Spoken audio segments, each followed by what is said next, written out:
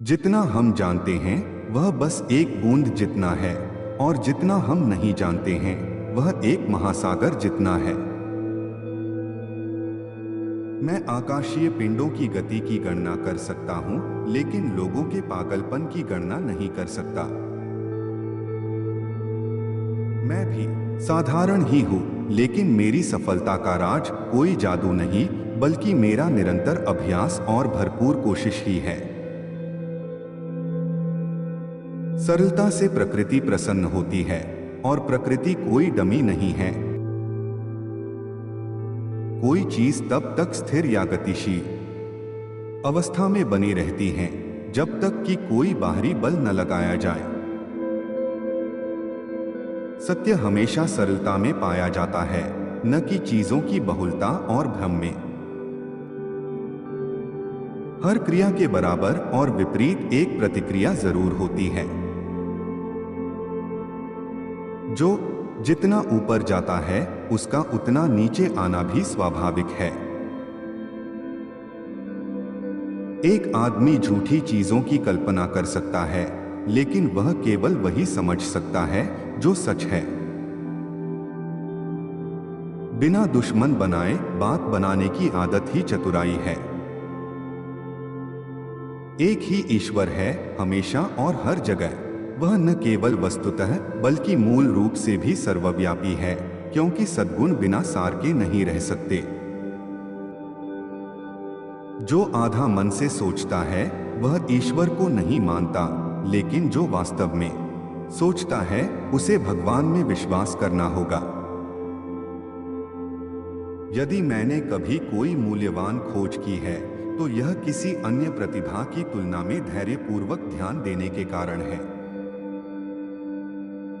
यदि मैं दूसरों की तुलना में खुद को आगे पाता हूं तो ऐसा मैं महान दिग्गजों के कंधों के सहारे पर ही कर पाया हूं। सत्य हमेशा सरलता में पाया जाता है, न कि चीजों की बहुलता और भ्रम में। सत्य मौन और ध्यान की संतान है। मैं इस विषय को लगातार अपने सामने रखता हूं और प्रतीक्षा करता हूं कि पहली भोर धीरे धीरे एक पूर्ण और स्पष्ट प्रकाश में खुल जाए। प्लेटो मेरा मित्र है, अरस्तु मेरा मित्र है, लेकिन मेरा सबसे बड़ा मित्र सत्य है। दुनिया में हम जो भी क्रम और सुंदरता देखते हैं वह सब कहां से उत्पन्न होता है। गुरुत्वाकर्षण ग्रहों की गति की व्याख्या करता है, लेकिन यह नहीं समझा सकता कि ग्रहों को गति में कौन सेट करता है।